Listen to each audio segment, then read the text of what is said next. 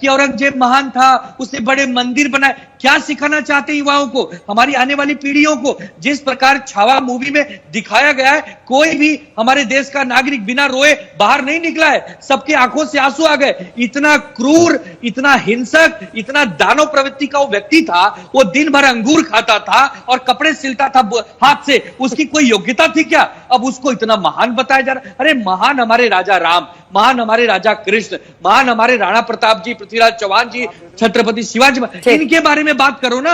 आप रहते महाराष्ट्र में हो, रहते देश में हो, या तो आप पाकिस्तान चले जाओ, बांग्लादेश चले जाओ और कहीं चले जाओ, और हमारे देश में रहना है तो हमारे राष्ट्र की गौरव गाथा गानी होगी, हमारे हमारे हमारे देश की बात करनी होगी। अगर भदौरिया जी जवाब करेंगे तो आप जो औरंगिया की मकबरा है, औरंगिया के मकबरा को गाड़कर अरब सागर में फिकवाएंगे। औरंगिया की जो मकबरा है, उसका जो कब्र है, उसको उखाड़ के हम अरब सागर में फिकवाएंगे। न रहेगी बात, कुछ बोलते रहते हैं आप पे ना, दुबे जी कमाल करते हैं। मकबरा उखाड़ के और अरब सागर में फिकवाएंगे, क्रिकेट मैच का पिच खुदवाएंगे, ये सब जमाना गया, समझे? जो होगा कानून के तरीके से ही होगा। ये सब बोलना और उकसाना और भड़काना ये सब नहीं चलता है। लेकिन ये उकसाने की बात, ये क्या बात हो गई कि किसी के मजार उखाड़ के आप अरब सागर में डाल देंगे? ऐसे थोड़ी होता है। मतलब आपको उसके लिए विधिवत तरीके से ही कुछ करना होगा ना। नमस्कार साथियों, मैं आपका दोस्त अशफाक अहमद और आप देख रहे हैं देशभक्त चैनल।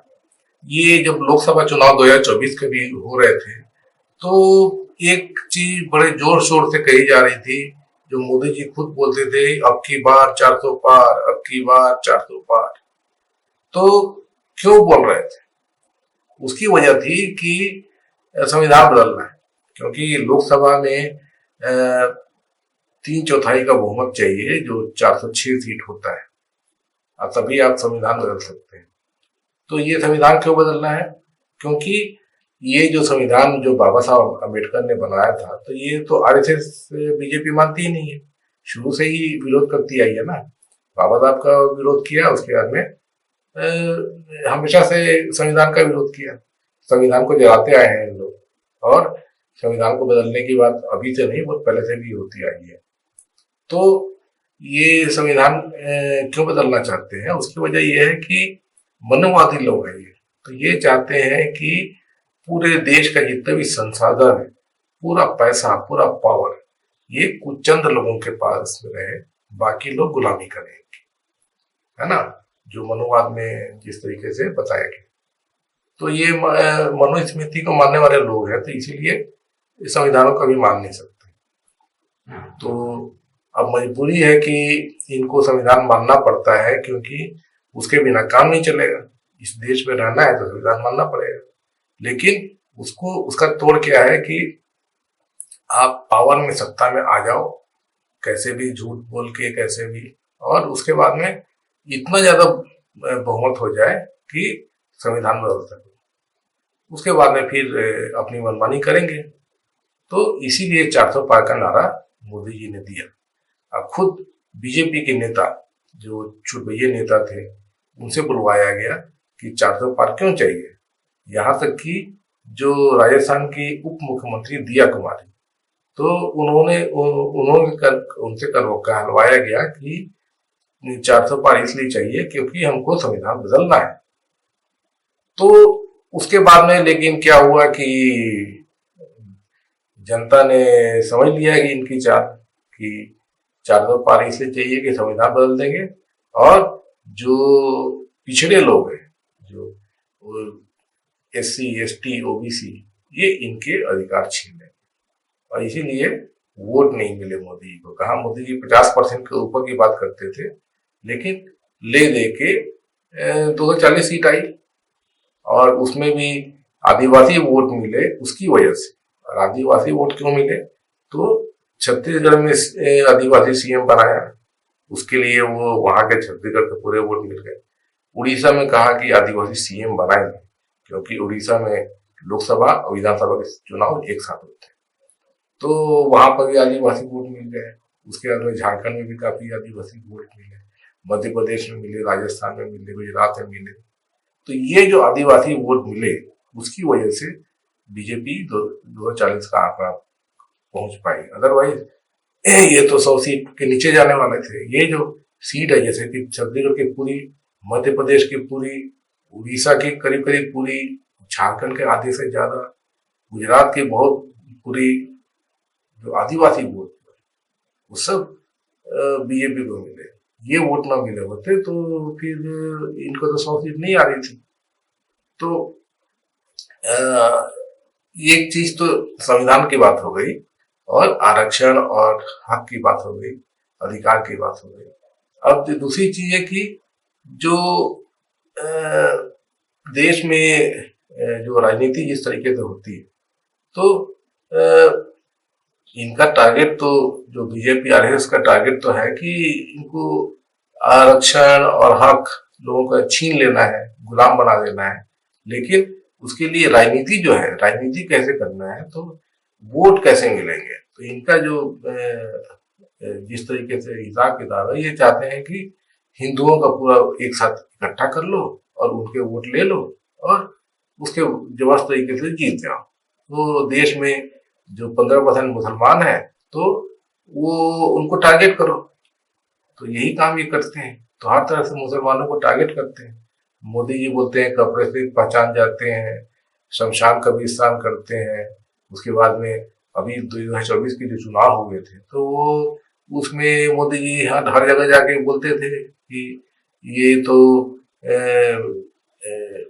जो मुसलमान है वो तो घुसपैठिए हैं और ये ज्यादा बच्चे पैदा करते हैं, और ये कांग्रेस और विपक्ष आ जाएगी तो आपके मंगलसूत्र छीन लेगी, भैंस खोल ले जाएगी, और इस तरह का पूरा जो अनाप शनाप बकते रहे कि कांग्रेस आएगी तो राम मंदिर पे ताला लगवा देगी, मैं नहीं होने दूंगा ये, इस तरह का बात किए ना। सिर्फ यही हिंदू मुसलमान किए मोदी जी पूरे के पूरे चुनाव। तो उसकी वजह क्या है कि यही है कि जो हिंदू वोट है जो बढ़ जाते हैं, क्योंकि अलग अलग जातियों के हिसाब से अलग अलग वोट बैंक बने हुए अलग अलग पार्टियों के। तो बीजेपी चाहती है कि पूरे हिंदू वोट इनको मिल जाए, दूसरी पार्टियों को ना जाए, और मुसलमानों के वोट तो हमको चाहिए नहीं, और इसलिए मुसलमानों को टारगेट करते रहो। तो मुसलमान बीजेपी को क्यों वोट देगा, जो मोदी जी खुद और बीजेपी खुद ऐसा बोलती भी है और ऐसा करती भी है। अब मजबूरी में यह है कि दूसरा ये भी बोलते हैं कि मुसलमानों के साथ तो हम भेदभाव करते नहीं है, कि ये जो घर बना रहे हैं प्रधानमंत्री योजना, तो उसमें तो मुसलमानों को भी उतना ही मिल रहा है परसेंटेज के हिसाब से, और जो जल से नल वाला योजना है तो भी मुसलमानों को मिलता है, राशन मिलता है, हर सरकार के जितने भी फैसिलिटी है मुसलमानों को मिलता है। तो ये बीजेपी थोड़ी दे रही है, ये तो संविधान की वजह से करना पड़ता है। संविधान के हिसाब से जो बना हुआ है कानून, अब जैसे कि प्रधानमंत्री आवास योजना किसको मिलता है, जो बिलो पॉवर्टी लाइन वाले लोग होते हैं, है ना। तो बिलो पॉवर्टी लाइन वाले कोई भी हो, उसको कोई भी सरकार का जो भी योजना है तो उसमें वो देना पड़ता है।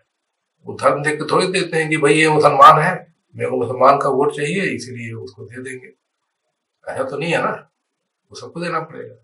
तो मजबूरी है, और यही मजबूरी आपने देखा होगा कि जैसे ही चुनाव खत्म हुए और उसके बाद में मोदी जी ले देंगे, क्योंकि बहुमत तो था नहीं मोदी जी का, 240 सीट थी, 272 सीट चाहिए लोकसभा में सरकार बनाने के लिए। तो बैसाखी पकड़ लिए एक नीतीश कुमार की पार्टी और दूसरे चंद्रबाबू नायडू की पार्टी, और सरकार बन गई। तो जैसे ही संसद में गए तो संविधान को माथे पे सिर आंखों पे रखा। तो क्यों रखा, क्योंकि मजबूरी है कि इस देश में रहना है तो संविधान के हिसाब से चलना है, संविधान को मानना है, यही वजह। अदरवाइज संविधान तो गिराने के चक्कर में रहते हैं ना ये। तो हिंदू मुसलमान जो करने का जो ये है पॉलिटिक्स, इसी वजह से है कि हिंदू वोट जो है वो पूरे एक साथ अपने बीजेपी अपने पाले में कर ले। और ये मतलब कैसे होगा, तो दिखाओ कि भाई मुसलमान बहुत खराब होते हैं, मुसलमान ऐसा करते हैं, मुसलमान वैसा करते हैं। अब जैसे मोदी जी खुद लोकसभा चुनाव में बोलते रहे कि ये तो घुसपैठी है, ज्यादा बच्चे पैदा करते हैं, हक छीन लेंगे, और कांग्रेस आएगी तो आपका भैंस खोल के और मुसलमानों को दे देगी, आपका मंगल सूत्र छीन के मुसलमानों को दे देगी, और कांग्रेस आएगी तो राम मंदिर पर ताला लगा देगी। ये सब मोदी जी बोलते हैं ना, तो सीधे सीधे खुले खुले आम जो है हिंदू मुसलमान कर रहे हैं, है ना। तो टारगेट मतलब मुसलमानों करते हैं, लेकिन हक सबका छीनना है। SC ST OBC सबका हक छीनना है। 405 जो बोलते थे, वही उसका मकसद था ना कि सबका हक छीन लो। तो जनता भी समझती है। और वैसे भी देखा जाए तो मोदी जी ने 10 साल में क्या तीर मार लिया है। जो भी मतलब क्या होता है कि पहले की सरकारों ने जो काम किया अब उसको आगे बढ़ाना है, कुछ ऐसी चीजें करना है कि जो पहले सरकारें नहीं कर पाई। कि मतलब हर तरह से क्या होता है कि एक टाइम लिमिट के अंदर में कुछ काम करना पड़ता है, तो वो उतना कर पाते हैं, उतना उससे ज्यादा नहीं कर पाते हैं। टेक्नोलॉजी है, उसके बाद में समझ है, और जो अर्थव्यवस्था बढ़ती है, सरकार के पास में ज्यादा पैसे आते हैं, तो उससे काम होता है। तो जैसे जैसे समय के साथ में अगर आप आगे बढ़े तो वो सब ऐसे काम कर रहे हैं। मोदी जी ने तो कुछ किया नहीं, उल्टा पूरा सब डुबा दिया है 10 साल में। अर्थव्यवस्था की हालत क्या करती है, देश पे इतना बड़ा कर्जा क्यों हो गया है, जो बैंकों की हालत इतनी खराब क्यों हो गई है, शेयर मार्केट क्यों डूब रहा है, लोगों की आय क्यों घट रही है, और सरकार के पास में खुद टैक्स जो है जैसे पर्सनल इनकम टैक्स अब क्यों क्यों कम हो रहा है। ये सब मोदी जी की वजह से है। जो देश में जो सेठ लोग हैं तो पैसे क्यों नहीं लगा रहे, क्यों बाहर पैसा लेके जा रहे हैं, मोदी जी की वजह से। क्योंकि मोदी जी उनसे हफ्ता वसूलते हैं, नहीं तो चंदा वसूलते हैं। ये सब वजह है। और सबको ढकने के लिए, और मतलब ये सब जो नाकामियां है तो उसको ढकने के लिए मुद्दे चाहिए। तो हिंदू मुसलमान वाले मुद्दे जो है वो सबसे कारगर होते हैं। पूरे गोदी मीडिया में फैला दो और दिन रात हिंदू मुसलमान करो। तो अभी ये औरंगजेब का उठा के लेके आ गए, मुगलों का लेके आ गए। अरे उस समय वो सब हुआ था। आज आप मोदी जी का बात करो ना, कि अभी तो मोदी जी को देश चलाना है, तो 10 साल से चला रहे, तो क्या किए, उस पर तो जवाब देते बनेगा नहीं। इसीलिए हिंदू मुसलमान करते रहो, औरंगजेब को उठा के लाते रहो।